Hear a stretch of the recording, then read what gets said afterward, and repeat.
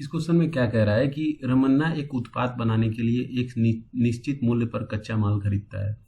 हालांकि मजदूरों की कमी के कारण 22.5% कच्चे माल का उपयोग नहीं किया जा सका और बर्बाद हो गया। उपयोग किए गए कच्चे माल की लागत का 80% विनिर्माण लागत के रूप में जोड़ा गया। यदि रमन्ना 20% की छूट देने के बाद 20% का समग्र लाभ अर्जित करने के लिए अपने उत्पाद को एक मूल्य पर बेचा जा सकता है, तो खरीदे गए कच्चे माल का कुल लागत का कितना गुना उत्पाद का अंकित मूल्य था। ठीक है, तो सबसे पहले मान लेते हैं उसके पास 100 kg का कोई सामान था जो कितने का था, 100 RS का था। ठीक है, अब कह रहा है कि मजदूरों की कमी होने के कारण 22.5% का उपयोग नहीं किया जा सका। तो उपयोग कितने किया गया, 22.5, यानी इसका 22.5 घटा देंगे तो होगा इतना 77.5 kg।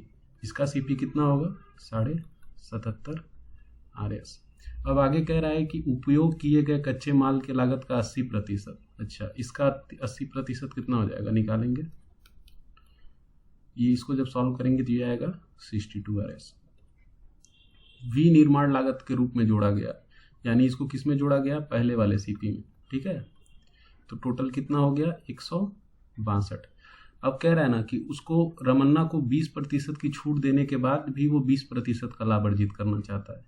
अच्छा, तो 100 का वैल्यू जब 162 है तो हमको 20% का इस पर प्रॉफिट बनाना है।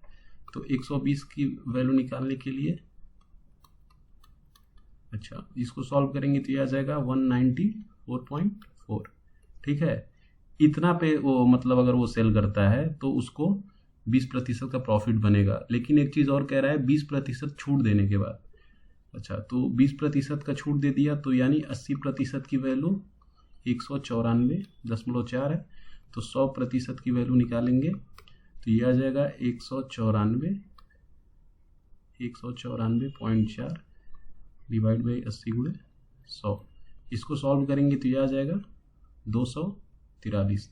अच्छा, कह रहा है ना कि तो खरीदे गए कच्चे माल की कुल लागत का कितना गुना उत्पाद का अंकित मूल्य था। तो पहले हम लोगों का 100 था, हुआ कितना, 243। तो कितना टाइम्स हुआ, 2.43 टाइम्स। यही हमारा आंसर है। Thank you.